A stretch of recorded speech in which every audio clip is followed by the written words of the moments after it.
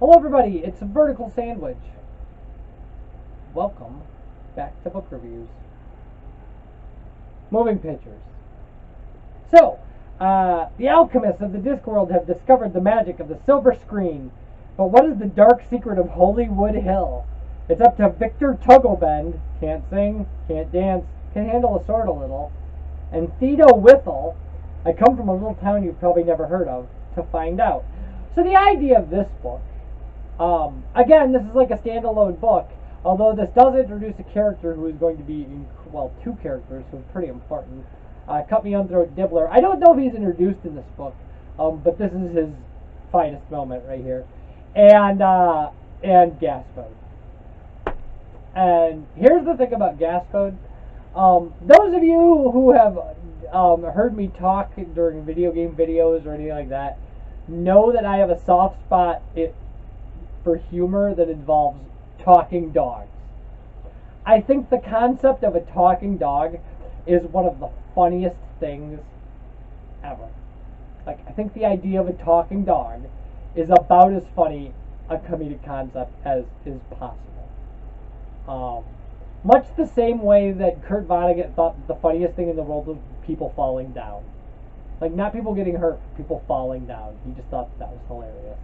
He thought that was the funniest thing that could possibly happen.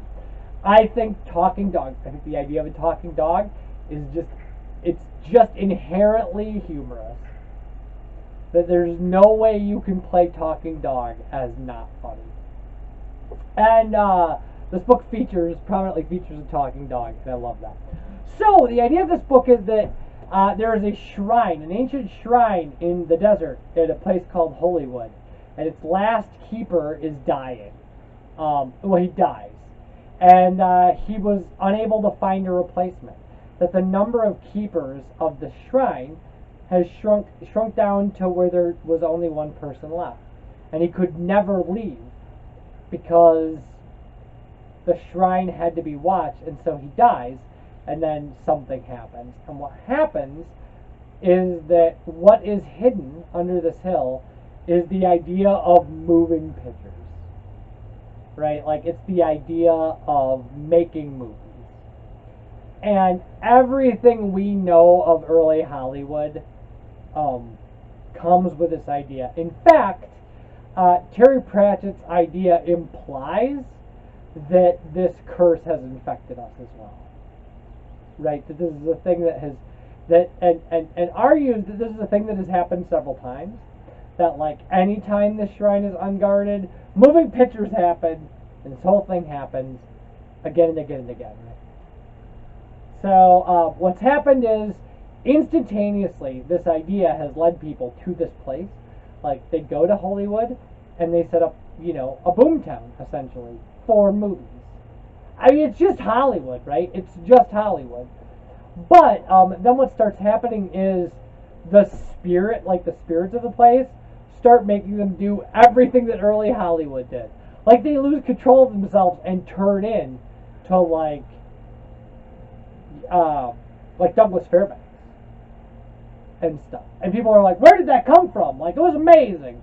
And and it follows a track of Silent Hollywood. If you know anything about Silent Hollywood, like, that's exactly where this goes.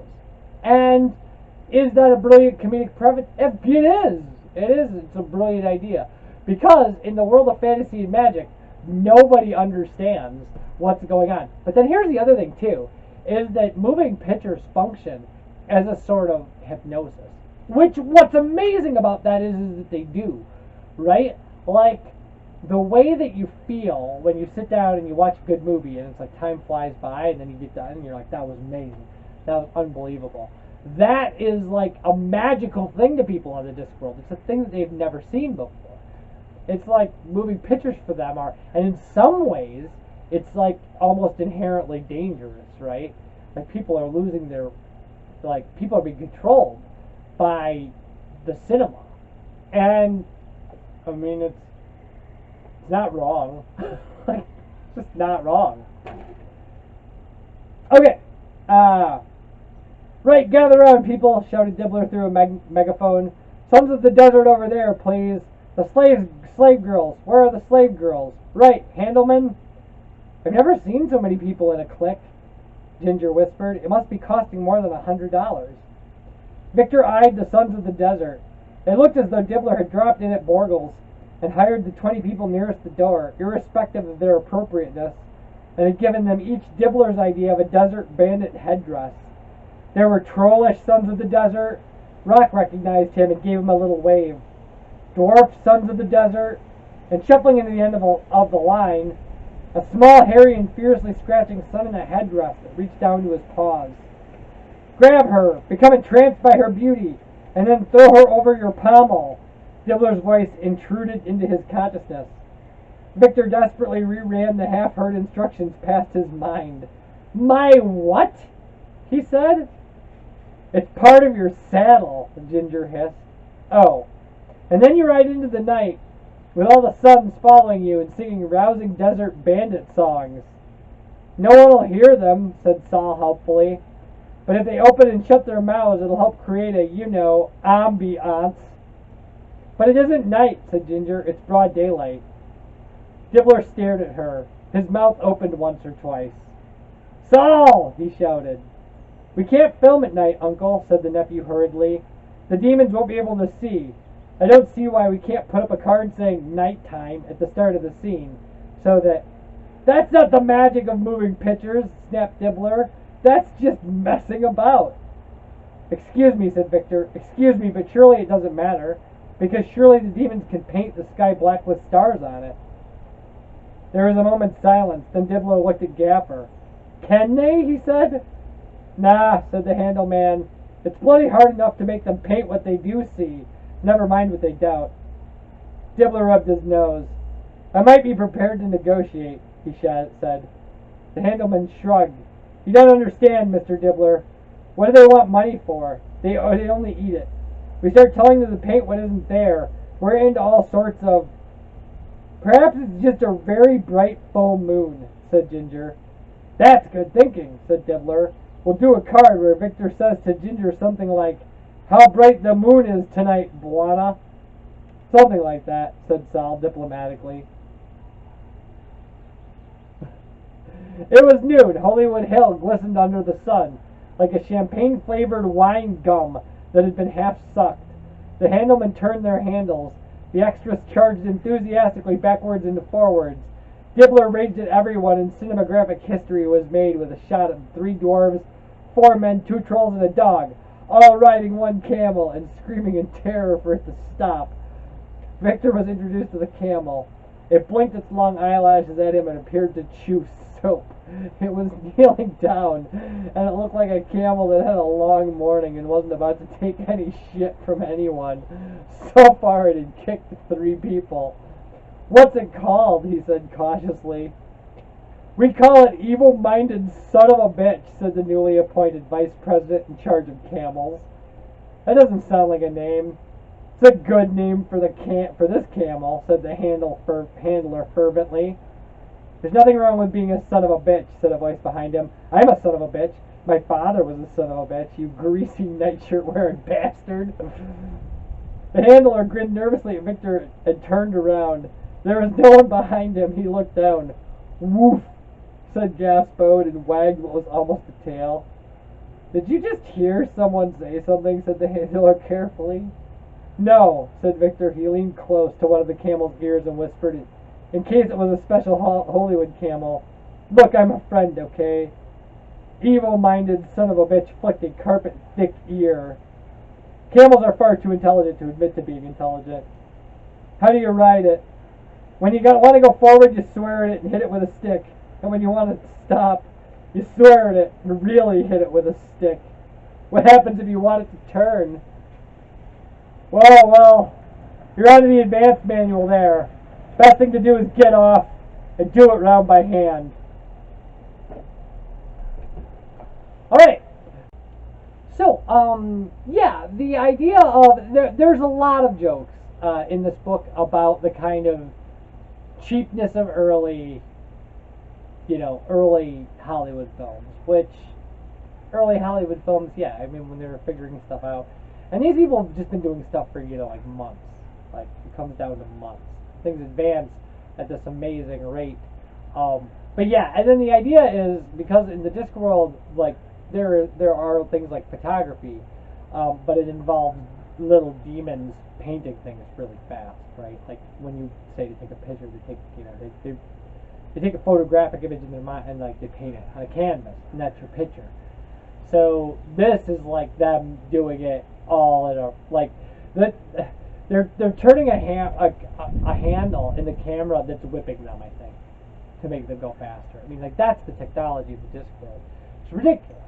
So there's a lot of jokes about that, but then the thing about it is that, you know, clearly as the energy of moving pictures and Hollywood become kind of stronger and bigger, they become problematic in interesting ways.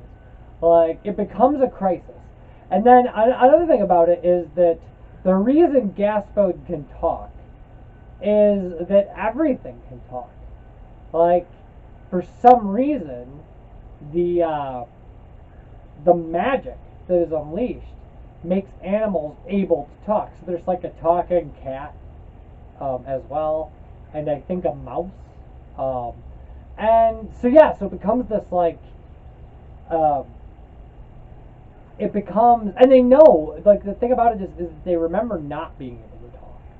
Like they know something has happened to them, and so it really is up to Victor to figure it out because he's kind of the only person putting things together. Everybody else is caught up in the fact that there's an amazing fame and fortune and money to be made, and this guy is just like kind of swept into it. Like he didn't want to. He stopped. I think he stopped them. He stops a guy who distributes these things from being mugged, and the guy gives him his card, and he shows up just to see what's going on, and like ends up, you know, being this big actor. And so yeah, like this is another standalone Discworld book where not a lot of it. Some of it takes place in Unseen University, like in a peripheral sort of way, but like most of it is kind of these divorced characters that you don't think of from any of the plot lines, kind of coming into a plot line all by themselves, and a plot line in a separate location. So it, like Pyramids, this is kind of a standalone book. But here's the thing: is that it's great, it's amazing, it's fantastic, it's wonderful, and the idea of Hollywood being kind of Hollywood and our idea of movies and film being a thing that is inherent and has its own rules, its own laws, and that acts in a way that it is required to act in, and then people kind of fighting against that system can be very hilarious. And like Pratchett nails anything he does. He just nails it. Like, but this is really more thoughtful than most Discworld books about what it's lampooning. So like it took a lot of time to think about kind of early Hollywood and what it looked like and what it felt like and kind of how it treated people and the kind of thing is because like that's the thing is like now if you want to be an actor, like the competition is amazing. It's unbelievably amazing. And like if you wanted to be in a movie, like if you wanted to be a movie in the silent film era, you could kind of just show up. Like that's not necessarily true, but it wasn't the thing it wasn't, it is today. And so that kind of feel lends itself to very interesting stuff. Anybody who's showing up is getting these jobs, and people who aren't really qualified, and it turns out that like it doesn't really matter because something else is running the show and nobody really knows about it. And then yeah, it's just like but here's the thing is that